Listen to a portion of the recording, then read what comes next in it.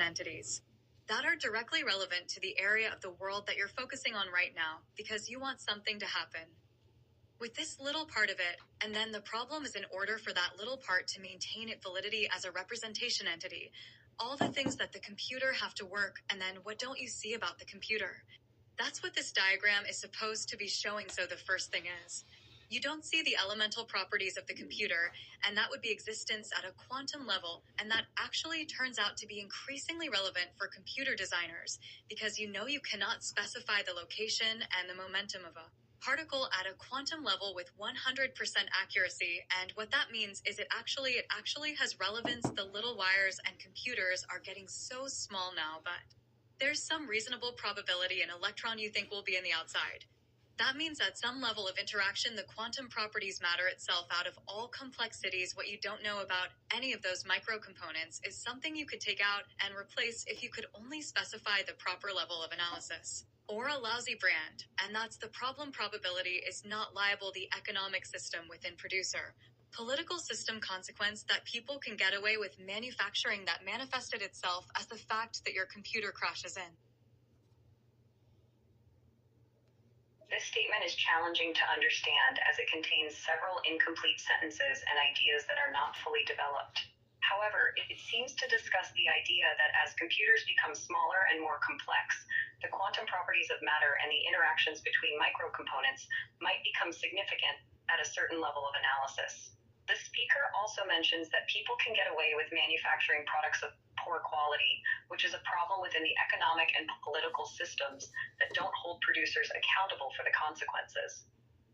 This issue can manifest in the form of computers crashing or malfunctioning. The middle of an essay and then the right level of resolution to solve that problem, and that's not obvious. It depends what you mean. What is the minimum necessary to get the system back online so that you can return to your activities? But it's by no means obvious that that's always the right solution. And sometimes it isn't, because at some point you're going to say, throw the computer away, and you know if you want to throw them away is actually a complicated problem. How many of you have like 3 or 4 old laptops laying around the house right while they still work? Well, and what makes you think that they're still laptops and they look like you with computer? Because you have a fully functional laptop, leave it on your desk and don't touch it for 5 years. So disconnected from the ecosystem that it's a part of, that it might not be useful for anything anymore. You might not even be able to get it to work, and you know most things don't change that fast, so we can perceive them in relatively simple form, and they don't transform, so that shows us that our perception as computers aren't like that rapidly. You probably spent 1/5 of your time just trying to keep up with the transformation. It seems like the speaker is discussing the concept of analyzing the appropriate level of resolution to solve a problem. They mention that what constitutes the minimum necessary solution is not always obvious, as it depends on the context and situation. Furthermore, the speaker brings up the issue of e-waste and the difficulty of getting rid of old laptops, which might become obsolete if left unused for a long period. They also touch upon how computers transform rapidly compared to our perception, creating the need to constantly keep up with these changes. Do you actually use it in the validity of your perceptual that you don't use is not a laptop? It's just a hypothetical, being picky about sort of things. But I'm doing that because we're trying to understand exactly how categories work. It is not obvious. It's not obvious at all. The problem is that the laptop actually transforms into a brick relatively slowly. Deciding when it's a brick is not obvious, because it doesn't matter. That's completely counterproductive. You know, one of the things that's quite interesting, if there's not a lot of evidence that the electronic revolution has increased productivity, and I think the reason for that is how much time during the week do you suppose? I'm not quite sure I understand your question. Are you asking if it's valid to use the hypothetical example of an old laptop becoming obsolete? Or are you asking if it's important to be picky about the details when discussing theoretical concepts? You mentioned that deciding when an old laptop becomes a brick isn't obvious, and that it's counterproductive to even try to determine that. Then you pointed out that there's not much evidence that the electronic revolution has increased productivity, and asked how much time you think people spend keeping up with technology. Just keeping your computer updated and making sure that you understand how it works that 10% of the time that you use the computer, is that unreasonable? What do you think? I think it's like 20% of my time because I have quite a few computers. They're always doing weird things for another. Even when I just leave the bee, they won't work. I have a new computer, and it's got such a high resolution screen that you can't use Photoshop on it because you can't see them anymore for a whole year, and hasn't fixed it popping up all over the place with your computer and battling them off destroy all the potential productivity to produce. So I don't know if that's true or not. Based on the speaker's statement, it seems like they believe that keeping a computer updated and understanding how it works is not unreasonable. They estimate that it takes up around 10% of their time, but they also mention that they have quite a few computers and that dealing with issues on one can be time-consuming. The speaker also mentions their new high-resolution computer and the difficulty they've had using Photoshop due to visibility issues, which has affected their productivity for a year. They are unsure if this is true for others or just their own experience.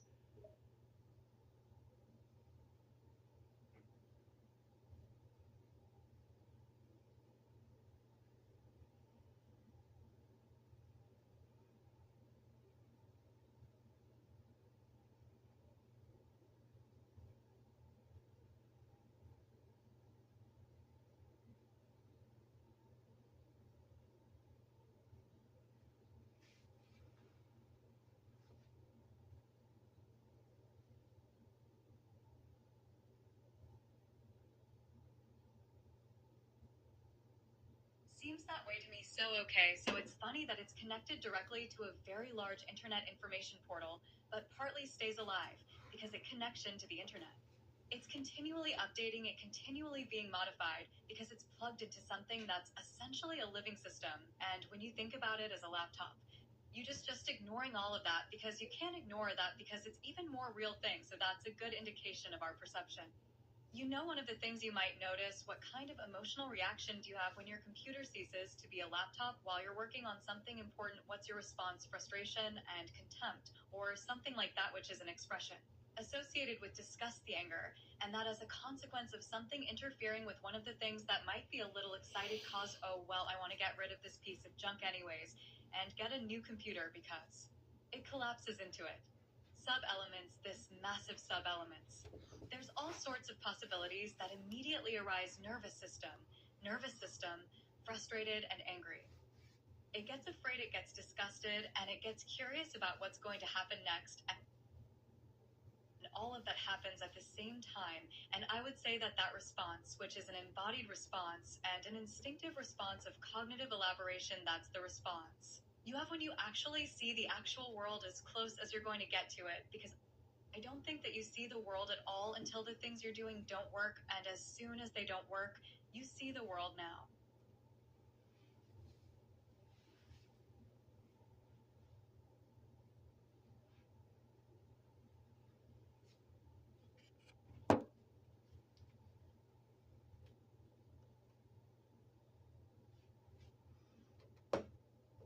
See is a weird way to think about that.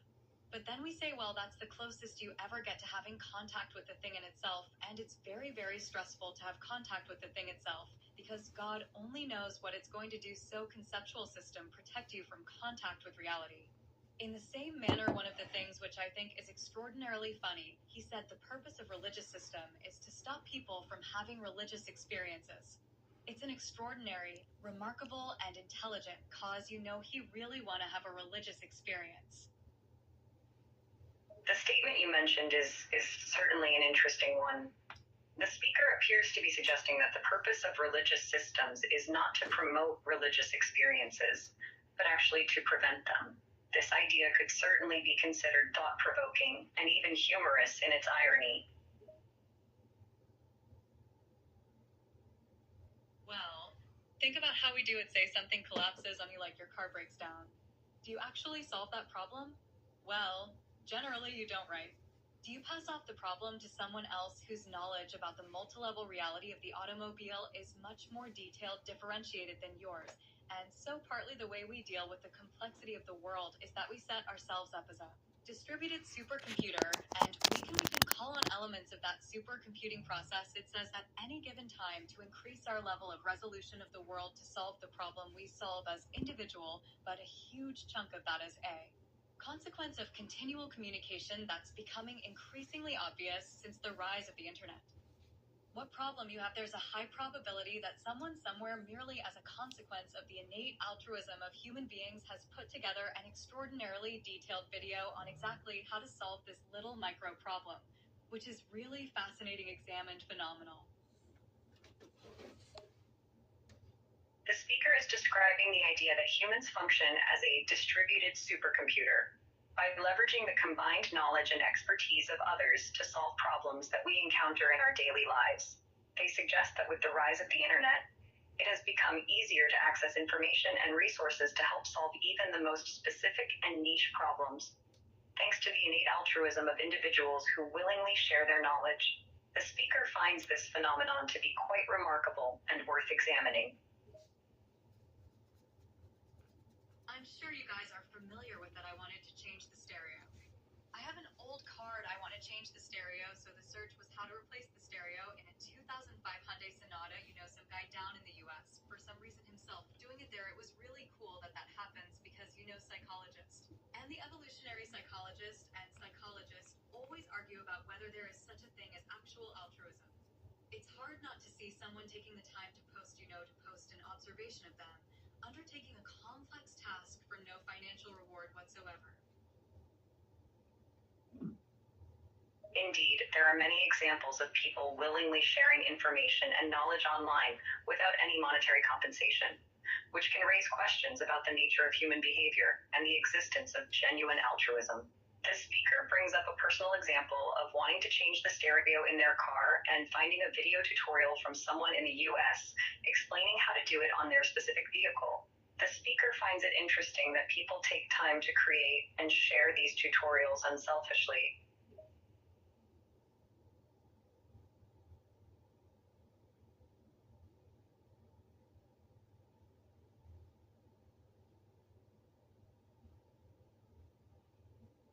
It's hard not to see that as a form of, spontaneous, it's very, very cool. The speaker is expressing that they find it difficult not to see spontaneous, unselfish acts of knowledge sharing as a form of genuine altruism. They emphasize that this behavior is quite remarkable, considering the amount of effort and time that goes into creating and sharing these resources without any expectation of personal gain. Between your conceptual systems and how things fall apart here right away. So I've run you through a couple of examples of the complexity that you're faced with. That's invisible. That's the thing that's really worth considering, is that stability is dependent on the maintenance of 1 million conditions, the maintenance of 1 million conditions that could go wrong at any particular time, but generally don't, at least not in a functioning society. So look at this. So I mentioned frames of reference, and so you cannot look at the world without a frame of reference, and the reason you can't do that, because it's too complex to see, so that means that a frame of reference is actually a necessity for perception itself, which is quite interesting. So you cannot perceive it all unless you perceive locally and pragmatically. That's what it looks like. And then you might ask yourself, what are these frames of reference look like? And this is where I think they're all psychology and cognitive science meets narrative psychology and psychoanalysis, because I think just as the smallest unit of your semi-robotic subsystem, the ones you share with animals, are personality when they manifest themselves. So the concepts that you use to build the frame of reference that you orient yourself. With our narrative like cause, you could say, well, what's a narrative? And the answer is it's a description of a personality in action. That's what a narrative is. And so if the actual problem-solving subcomponents of your psyche are personalities, then the description of those is going to be basic narrative. And so the hypothesis here is that because we're tremendously imitative creatures, first of all, I can pull your personality out of you at any given time by just watching what you do and matching it with my body.